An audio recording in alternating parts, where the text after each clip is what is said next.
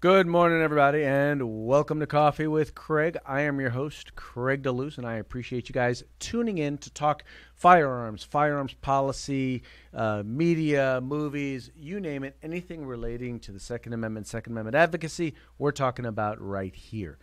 Please remember to like and share this video feed right now, whether you're watching on Facebook or YouTube, so that your friends can become our friends and join into the conversation. Also, please make it a point to subscribe to our YouTube channel so that you can get our notices when we go live, as well as follow our Facebook page. Once again, so that you can get those same notices, as well as get all of our action alerts and things like that, so that you know when there's some place somewhere around the country where we need you guys to be active. So make sure, get that done.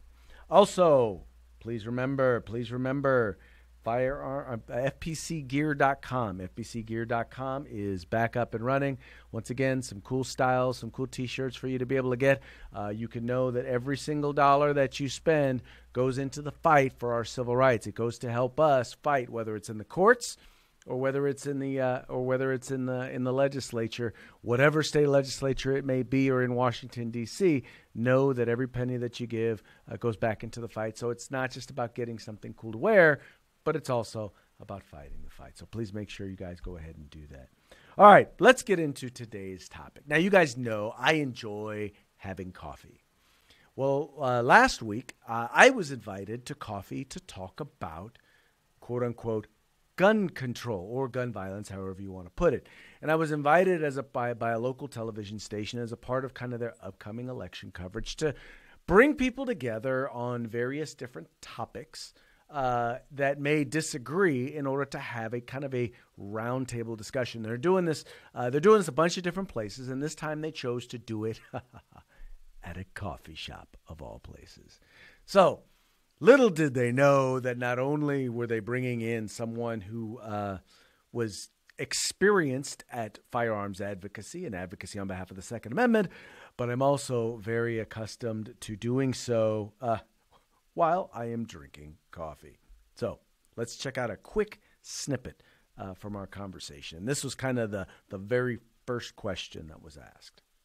What comes to mind when you hear the words gun control? To me, it speaks directly to infringement of rights, and more specifically in California, it begins to become a slippery slope where every legislative session you see a little bit more, and to me it's very subjective, and I think the question we need to be asking is, where do we draw the line and say, okay, guns may not be the issue. How do you respond to that? I think we do need more gun control. I think that as a culture in the United States, we've just become used to the idea that guns are just there, people use them, and I think we do need to have gun control in order to go and make it so that guns are not the go-to idea when people are having arguments or anything else.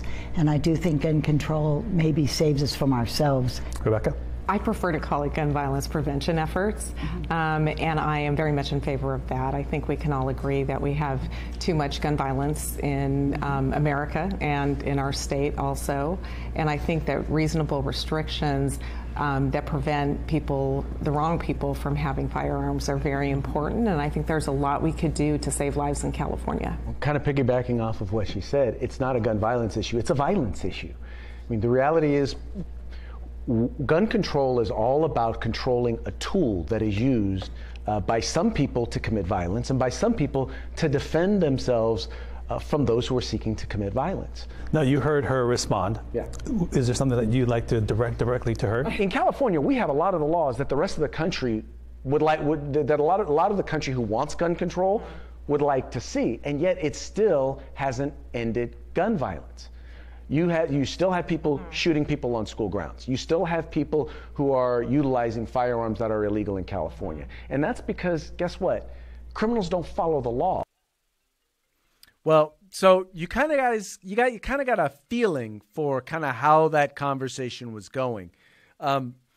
There were two individuals who were supporters of gun rights, and then there were two individuals who were, we'll just say, anti-gun. And one of them, if you couldn't tell, actually works with the Brady Campaign to prevent gun violence. So I was not the only one there who was experienced in advocating. I'm just the only one that was experienced in advocating that was there on the right side. So just to give you a little bit of a background here. So this was the conversation that took place. It was at a little coffee shop there in downtown or midtown Sacramento, and the whole conversation probably was about an hour.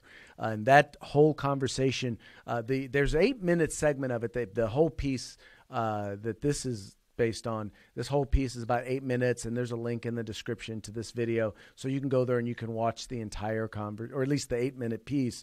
But then there's an entire conversation that was, I want to say, somewhere between 40 minutes to an hour that you'll get a chance to watch. They're still kind of editing it and putting it all together, but you'll be able to eventually see the entire conversation. We'll post that conversation for you.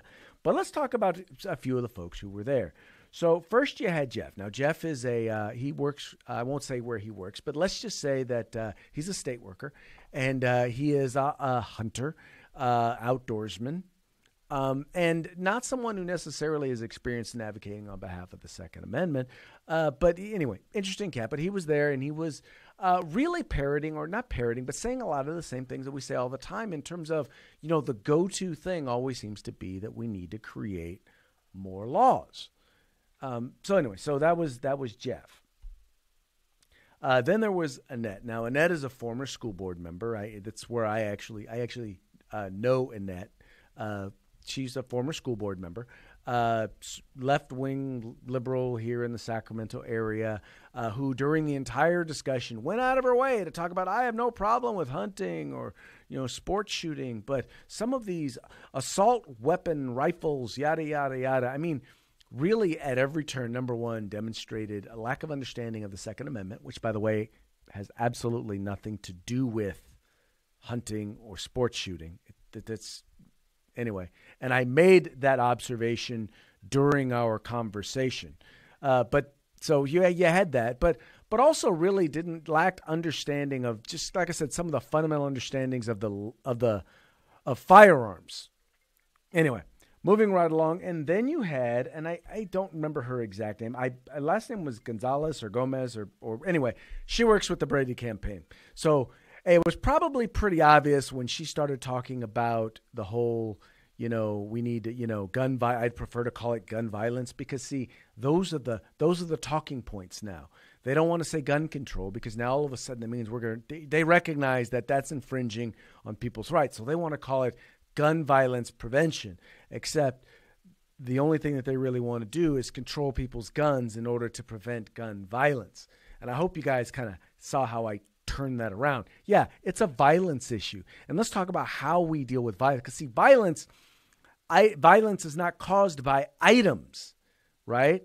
It's not caused by tools. It's actually caused by individuals, by people. And as we seek to, and unfortunately, one of the things that was left out of the entire interview was, as I talked about here in the state of California, as we've sought to let more criminals out of jail through propositions and through laws that have been passed through the legislature, as we've sought to decriminalize criminals and criminalize gun ownership, we've actually seen an increase in crime. We've seen an increase in violent crime, and we've seen an increase in gun violence. But, once again, none of them were having that. Now, one of the other things that I wanted to point out, and this is something that as I always said, there are people out there who are well-meaning and believe in the Second Amendment, but I call them Second Amendment butts, and I got this from the folks over at Arms Room Radio. And they're like, I believe in the Second Amendment, but. Now, in this next little exchange, do me a favor and tell me if you can recognize who the Second Amendment but is. Now, there's been a lot of talk, especially following the Parkland shooting, that teachers and principals and staff should carry guns. Let's talk about that one. I would be opposed to that. Yeah. I'm more inclined to think that I would prefer to see a sheriff's substation embedded in each school rather than just, a neighborhood sheriff's substation. Integrate the two and have trained law enforcement personnel on site there to protect the kids. And there's no reason to have untrained, people that their focus is education handling firearms and things like that. If you have a teacher who has or desires to get a concealed carry permit, to go through all of the training, to go through all of the background checks in order to know exactly know what the law is, know how to utilize a firearm in those particular purposes, in those particular instances, why wouldn't we allow them to do that? And how do you respond to that? I am absolutely not supportive of that. I don't think that teachers are law enforcement. And a lot of times police officers don't react appropriately, and they have tons of training. I just don't see someone who is not law enforcement being able to do that. So you guys probably noticed who the butt was. And once again, that comes out of a level of ignorance, because he's like, well, I don't want untrained teachers. Okay, so you're assuming that these are individuals that have been untrained. One of the things that didn't make it into this particular piece was I noted that right here in the Sacramento area, there was a school district, Folsom Cordova, that actually included, as a part of their training, they actually included CCW holders, teachers who were CCW holders, as a part of their active shooter response team. And as a part of that, what they did was they actually trained side by side with law enforcement in terms of how to address active shooter situations. They also forgot to point out that no one was talking about forcing anybody. It's if you desired, if you wanted to, then why not allow you to, so that you can be more prepared, able to affect? Because you take, for example, the shooting that just took place at the end of last week. There were school resource officers that were there on campus, but it took them a while. At least it took them long enough for them to get there for 20 students, or let me clarify, 10 students to be shot and killed. Total, I believe 20 individuals were injured. But that took a while. What if there was a teacher that was closer, that had the ability to help out, that had the ability to be able to be there and intercede?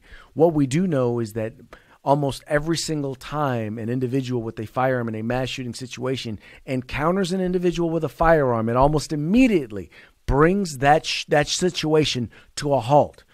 Whether it's because that individual flees, or that individual is taken out by the individual with the firearm, or they surrender. Whatever it is, they usually wind up ending it. The sooner you can have someone with a firearm encounter that individual, that shooter, the sooner the incident stops. This we know beyond a shadow of a doubt. But, needless to say, the Second Amendment, didn't agree with me on that one. Anyway, folks, overall, it's a great interview, and I appreciate the folks over at KCRA who were doing this, and the guy who led the discussion was it was very fair. I always say I don't expect our position to be treated fairly. I just hope that it's accurate. Well, this is a case where not only was it portrayed accurately, but it was also portrayed fairly. And so I wanted to give the folks over at KCRA a thumbs up. Want to encourage you guys to watch this, share it, and we will share it with you as the full discussion is eventually edited and posted there at KCRA.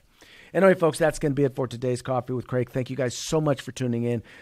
Please remember to like and share these videos. Please remember to recommend them. Also, join the Firearms Policy Coalition.